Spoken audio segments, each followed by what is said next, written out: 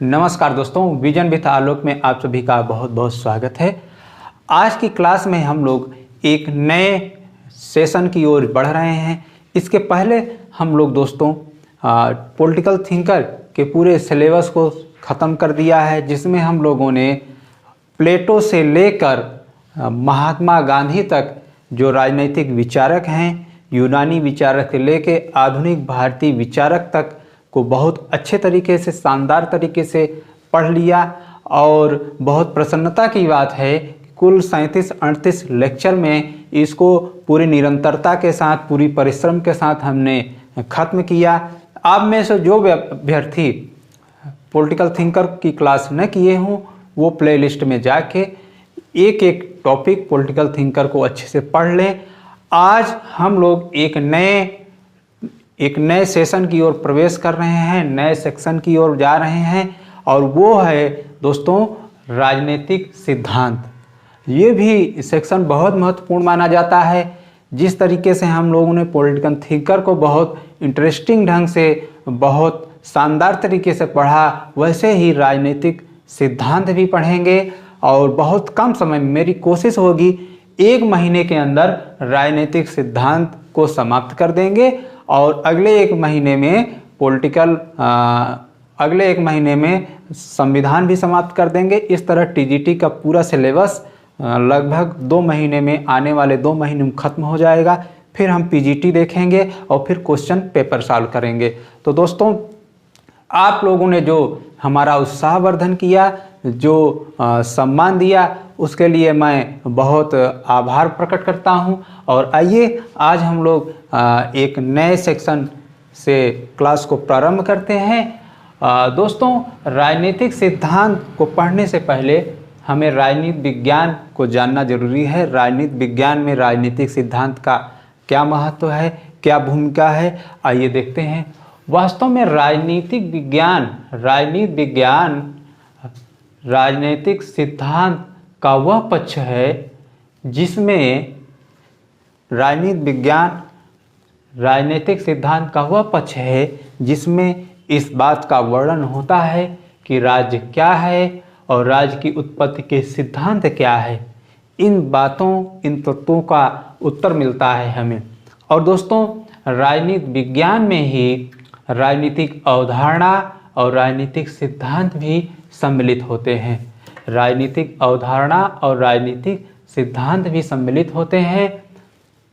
राजनीतिक अवधारणा के अंतर्गत हम स्वतंत्रता, समानता, न्याय, दंड, संप्रभुता, प्रजातंत्र, लोकतंत्र, अधिनायक तंत्र का अध्ययन करते हैं। जबकि राजनीतिक सिद्धांत के अंतर्गत उदारवाद, मार्क्सवाद, समाजवाद, फांसीवाद, अराजकतावाद, आदर्शवाद जैसे राजनीतिक सिद्धांत का अध्ययन करते हैं। और दोस्तों, वास्तव में देखा जाए तो कभी कभी पूछ लिया जाता है राजनीति विज्ञान क्या है। अक्सर इंटरव्यू में पूछ लिया जाता है राजनीति विज्ञान की परिभाषा बताइए। तो दोस्तों, राजनीति विज्ञान 2 शब्दों से बना है, राजनीति और विज्ञान। और वास्तव में जो राजनीति होती है वह राज्य में होता है। राजनीति का प्राण तत्व ही राज्य है। बिना राज्य के कोई राजनीति नहीं होती है। और राज्य में कौन निवास करती है? जनता निवास करते हैं। राज्य में जनता निवास करते हैं। वैसे तो राज्य के 4 प्रमुख आधारभूत तत्व होते हैं जिसके बारे में हम पढ़ेंगे, लेकिन राज्य में जो जनता निवास करती है, इसी के कल्याण के लिए राजनीति की जाती है। और देखा जाए तो राजनीति का जो वास्तविक कार्य होता है वह सार्वजनिक कल्याण करना। और सार्वजनिक कल्याण किसका करना? जो राज्य में रहने वाली जनता होती है। तो इस तरह राजनीति का अर्थ होता है सार्वजनिक कल्याण। किसका? राज्य के नागरिकों का सार्वजनिक कल्याण। और विज्ञान का अर्थ होता है क्रमबद्ध ज्ञान।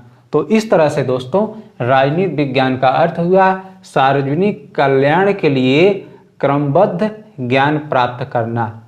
सार्वजनिक कल्याण के लिए क्रमबद्ध ज्ञान प्राप्त करना ही राजनीति विज्ञान है। तो इस तरह से राजनीति विज्ञान स्पष्ट होता है। राजनीति विज्ञान के अगर हम प्रारंभिक स्थिति में जाएं तो पता चलता है राजनीति विज्ञान का जन्म यूनान में हुआ था। कहाँ हुआ था दोस्तों?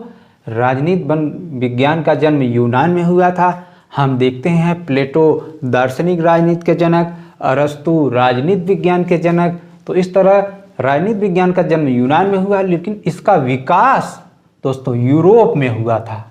इनका विकास करने का श्रेय यूरोपियों को जाता है। वास्तव में जो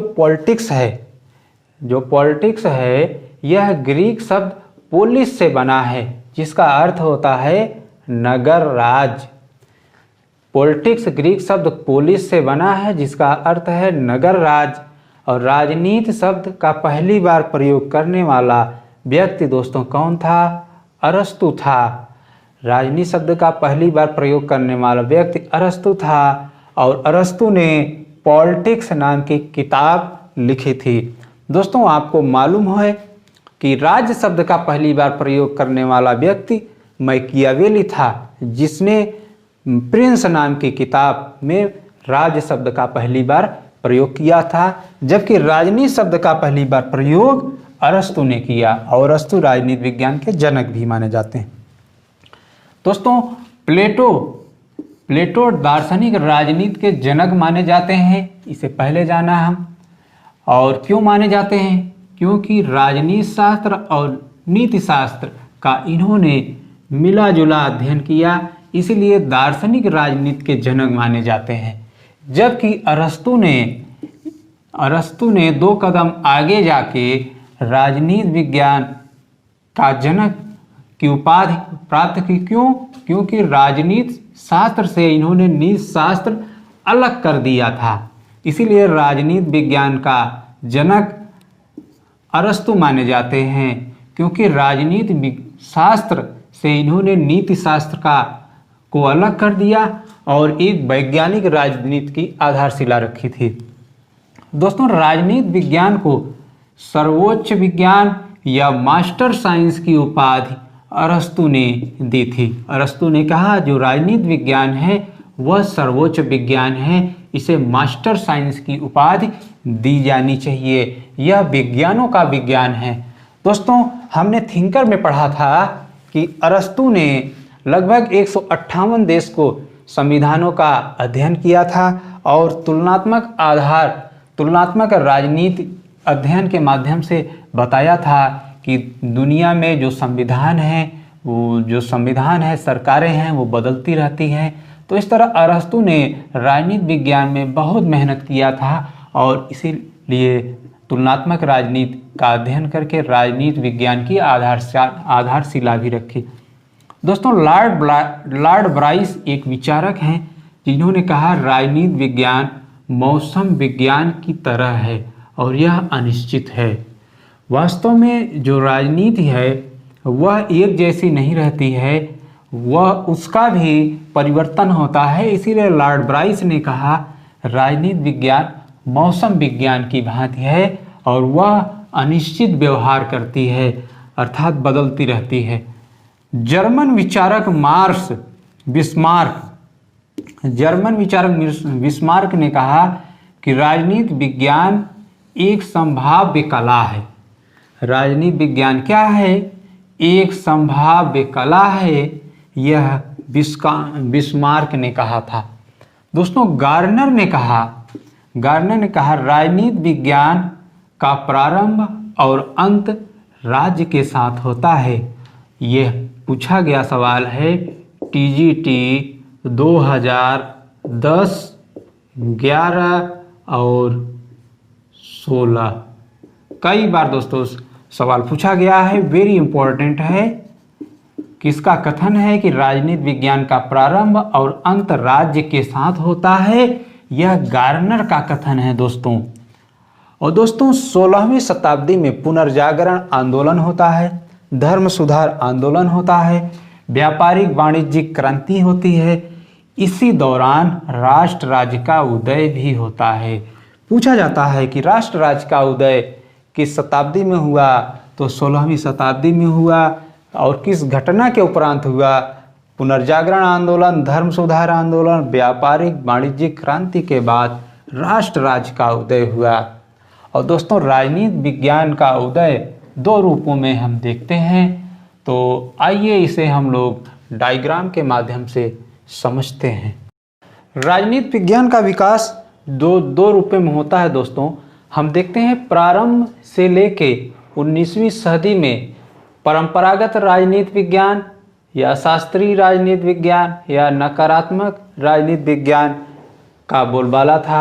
इसके अंतर्गत यह कहा गया राजनीति विज्ञान के अंतर्गत कि संस्थाओं के अध्ययन पर बल दिया गया और यह दोस्तों निगमन पद्धति थी। कौन सी पद्धति थी? निगमन पद्धति थी। प्रारंभ से लेके 19वीं सदी के अंतर्गत राजनीति विज्ञान में जिन तत्वों का अध्ययन किया गया उसमें इतिहास, दर्शन और कानून को सामग्री के रूप में प्रयोग किया गया और इस काल में चिंतन मूलक पद्धति प्रचलित थी दोस्तों। कैसी पद्धति? चिंतन मूलक पद्धति थी और दृष्टिकोण दार्शनिक था। दृष्टिकोण कैसा था? दार्शनिक था, जो मानव मूल्य, नैतिकता और आदर्श पर बल देता था।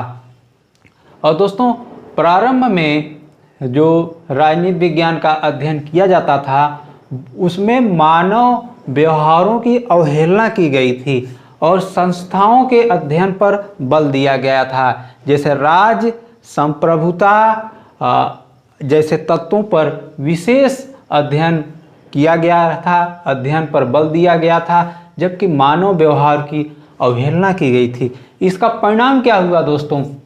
राजनीति विज्ञान जहां मानव व्यवहार की अवहेलना करता है और सामग्री के रूप में इन तत्वों का प्रयोग करता है, मानव मूल्य, नैतिकता, आदर्श और जो राजनीतिक संस्थाएं हैं, संप्रभुता, राज्य जैसे तत्वों का जब अध्ययन किया तो इसका परिणाम हुआ दोस्तों फर्स्ट वर्ल्ड वार हो जाता है। जब फर्स्ट वर्ल्ड वार हो जाता है तो राजनीतिक विज्ञान शास्त्रियों में यह चेतना जागृत होती है कि राजनीति विज्ञान के अध्ययन में कहीं न कहीं कमियां हैं। तो एक बैठक होती है, तय होता है कि अब राजनीति विज्ञान का जो विषय है वह केंद्र बिंदु में मानव का व्यवहार सम्मिलित होगा। तो यहाँ पर व्यवहारवाद की उत्पत्ति होती है। 19वीं सदी के बाद दोस्तों व्यवहारवाद हमारे सामने प्रस्तुत होता है।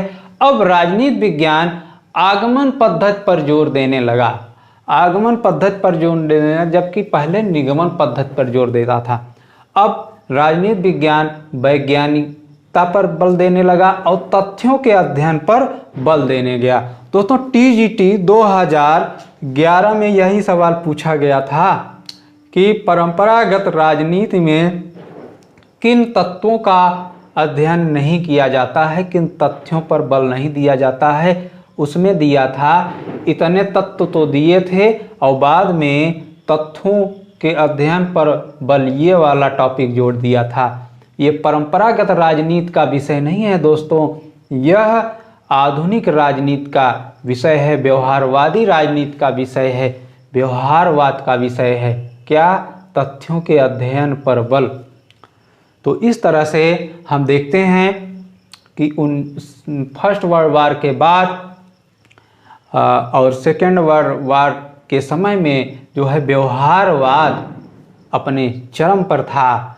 और जब व्यवहारवाद भी समस्या का निदान नहीं कर पाता है तो विचारक जो है इस निष्कर्ष पर पहुंचते हैं कि इन दोनों व्यवस्थाओं में कुछ न कुछ त्रुटियां हैं। तो परिवर्तन के रूप में एक नई व्यवस्था आती है दोस्तों, उत्तर व्यवहारवाद। उत्तर व्यवहारवाद और उत्तर व्यवहारवाद में कहा जाता है जो राजनीति है वह परंपरागत और आधुनिक, ये परंपरागत और आधुनिक दोनों राजनीति को लेते हुए उत्तर व्यवहार में अध्ययन किया जाने लगा और कहा जाने लगा कि उत्तर व्यवहार में कि राजनीति साथ मूल्यों के साथ तथ्यों के अध्ययन पर बल दिया जाना चाहिए। तो दोस्तों कोई अगर पूछे कि राजनीति शास्त्र में किन बात पर बल मिलना चाहिए तो वास्तव में मूल्यों के साथ साथ तथ्यों पर बल मिलना चाहिए। डेविड स्टन एक विचारक हैं, वो उत्तर व्यवहारवाद या व्यवहारवाद के प्रतिपादक माने जाते हैं। इन्होंने कहा भी है कि उत्तर व्यवहारवाद व्यवहारवाद में प्रतिक्रिया नहीं है बल्कि संशोधन है।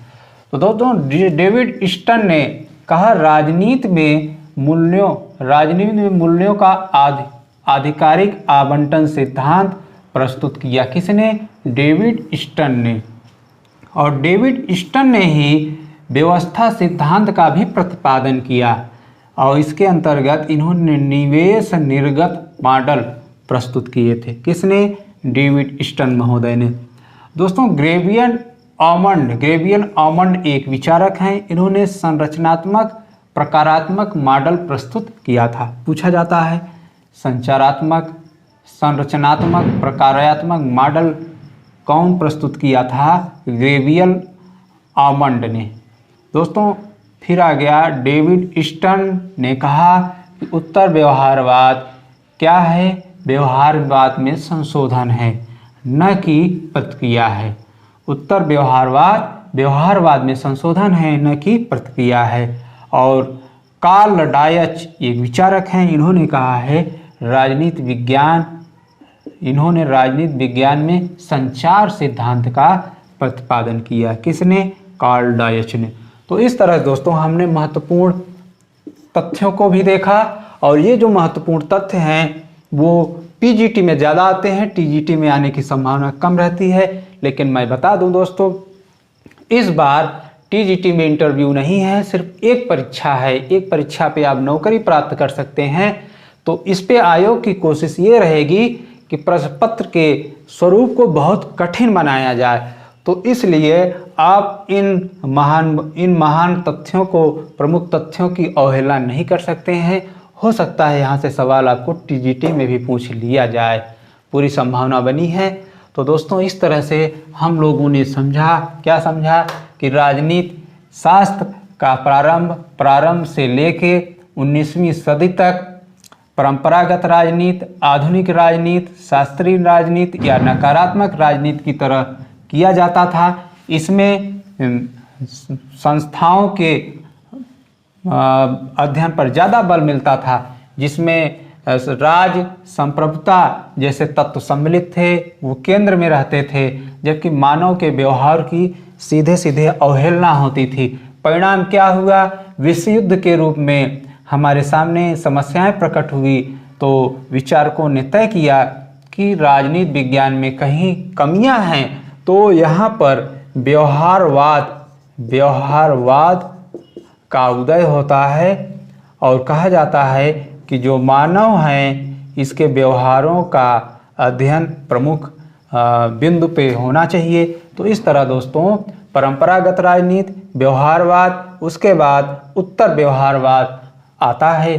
तो हमने राजनीति विज्ञान का विकास देखा। इसके पहले राजनीति विज्ञान की परिभाषा और राजनीति विज्ञान का अर्थ, राजनीति सिद्धांत के बारे में हमने पढ़ा। तो दोस्तों आपको ये लेक्चर पसंद आया होगा, पूरी उम्मीद करता हूँ मैं। और मैं आपको बता दूँ कि हमने पॉलिटिकल थिंकर के अंदर कुल 37 लेक्चर, लगभग 37 लेक्चर में पॉलिटिकल थिंकर समाप्त किए हैं।